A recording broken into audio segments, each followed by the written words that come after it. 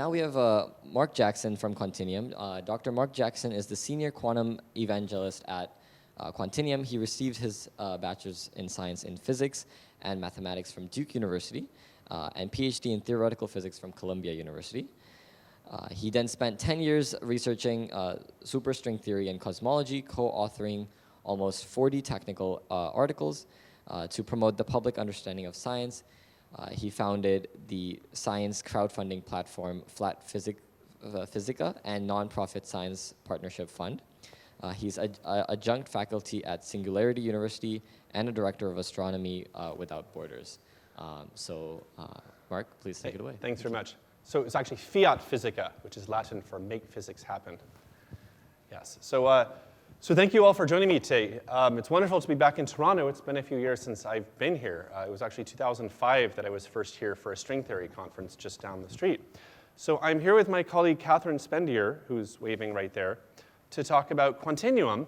How many of you have heard of Quantinuum before today?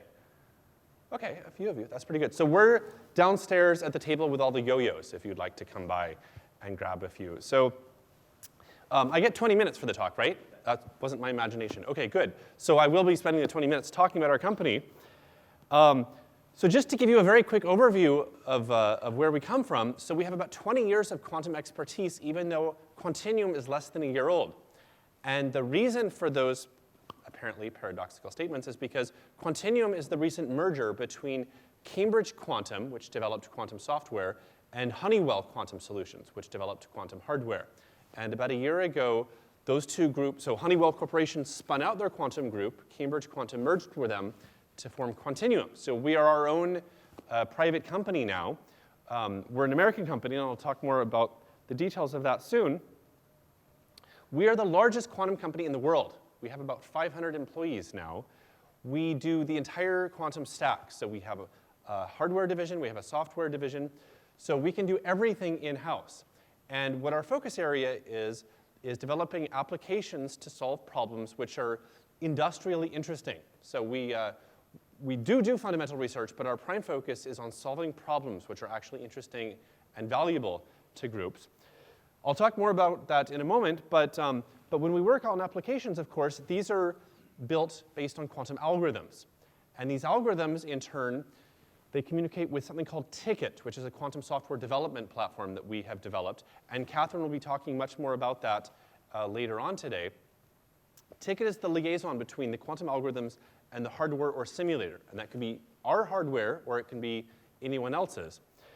So to quickly summarize how we work with clients, companies come to us with some sort of problem that they can't solve using a normal computer. And they ask whether quantum could help. And so our scientists study the problem, and they give an answer whether we think that quantum could help in the next few years. And if the answer is yes, and if we can come to an arrangement, then our scientists study the problem, we thoroughly investigate everything, we design it from scratch, we test it on actual quantum hardware, either ours or someone else's, and then we assess whether there really is a quantum advantage and whether we think that this can scale and become commercially valuable or not. And we've had dozens of projects based on this method. And I'll be talking about some of these later on. We have offices all over the world. So we're an American company, and our headquarters is near Denver. It's in Broomfield. But we have offices all around the world. There's a very large presence in the United Kingdom, of course, because that's where Cambridge Quantum comes from. That's where our software team is primarily based, in the UK. But we have smaller offices in Tokyo and DC and Paris and Munich. So we really do have a very worldwide presence. I happen to live in New York. We don't even have an office there. I just fly around a lot. We are hiring in all areas. So if you are about to graduate and looking for jobs, please do get in touch with us. Have a look at the website, and we're always updating this with the current openings. And even if you're not looking for a job, but only an internship, we absolutely do have internships in all the groups. And so please get in touch with us. In fact, this is perfect timing because we just opened the process now. We make decisions in late December for next summer. So now is the perfect time to get in touch with us. So please, again, visit the careers page and send us a note with your resume and a cover letter. This is a very important process for us. A lot of our hires have come as interns, and so it's a good chance for us to get to know you and for you to get to know us. So I want to say a few things about our hardware. So we use the ion trap technology, and you've probably been hearing about different types of technology. You've also probably heard about Moore's law, which over the past several decades has shown that normal computers double in power every 18 months, roughly. Quantum is on a much faster trajectory. So our team at Quantinuum, we've increased the power of our quantum computer by a factor of 10 every year. And we've done that for the past several years, and we think that we can continue with this, which is why we think we will have commercial applications of quantum in just 3 to 5 years. So this is not very far off. This is why a lot of companies are starting to develop projects with us right now. So the computer that we have right now, it's ion trap and it's linear. So these ions are the qubits, and they move back and forth in this one dimension. And to illustrate how this works, so the system loads an atom and zaps it and ionizes it. So now it's a qubit, and we can control where it is physically with the electrostatic potential.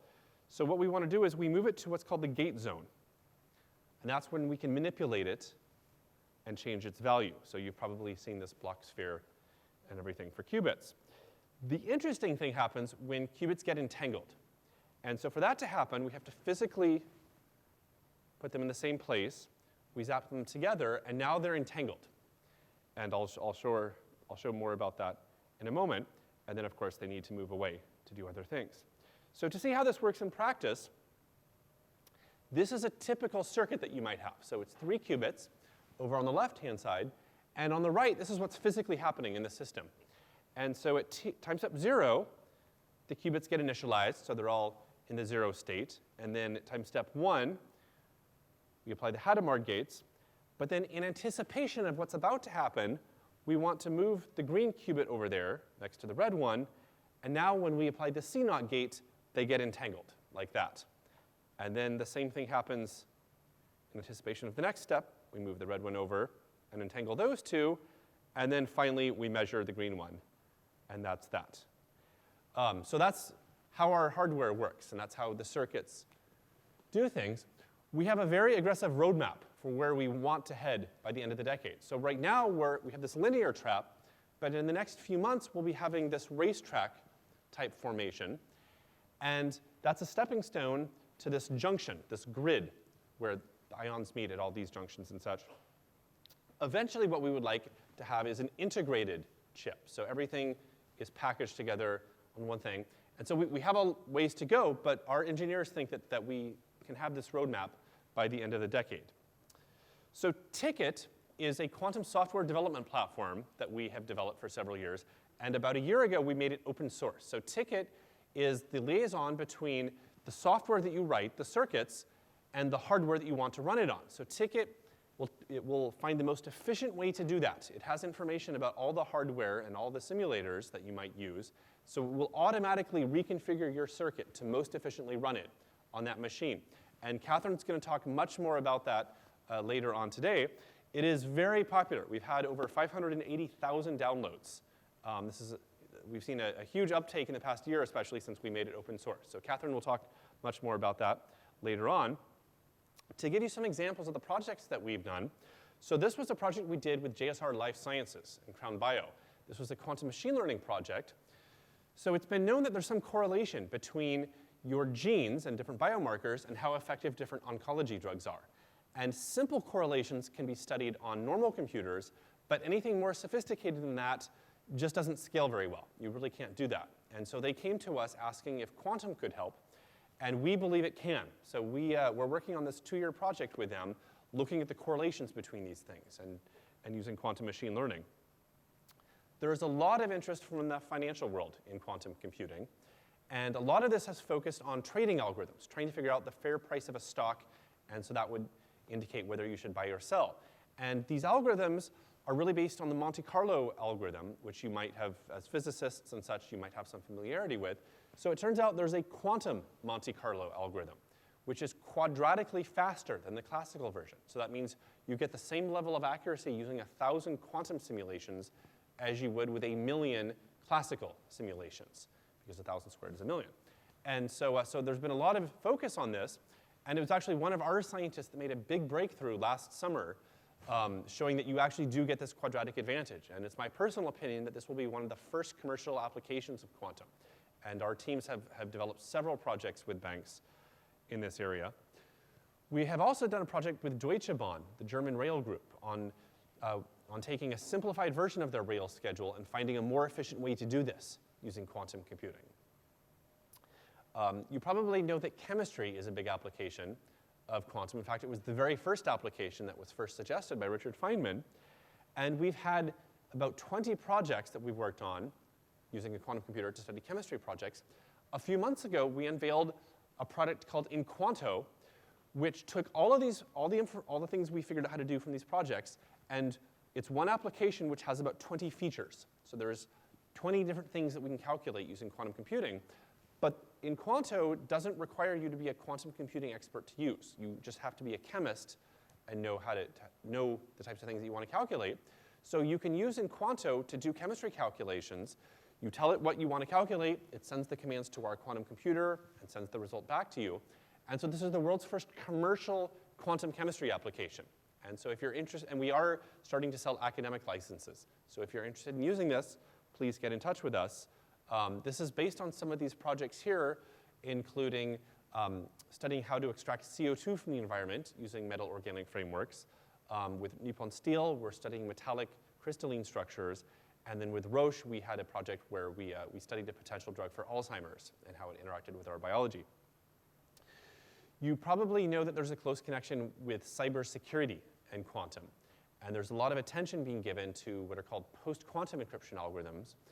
What's lesser known is cryptographic keys. So these are the numbers that you feed into an encryption algorithm to do the encryption or the decryption. And a lot of people just kind of take for granted that these keys are secure.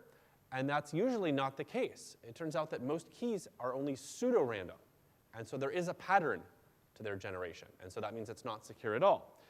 What we have done is we've produced a way of making provably secure keys. And that might sound too good to be true, but the way that we've done this is we've produced a circuit which we run on our computer, which produces entangled qubits.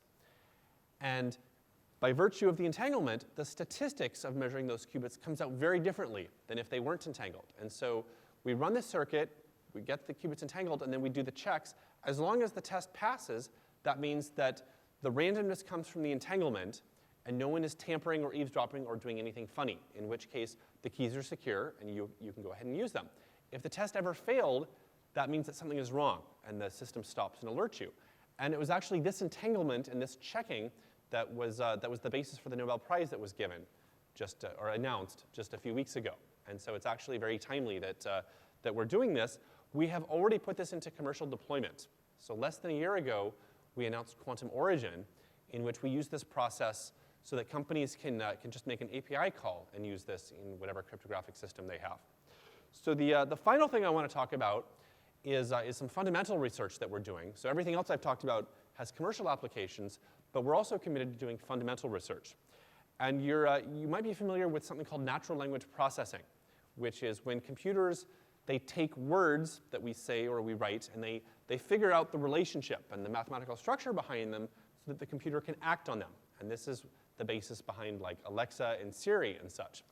So it turns out there is a quantum version of this, which is believed to be more accurate and leads to actual understanding. And it was Professor Bob Cook and his team at Oxford who pioneered this.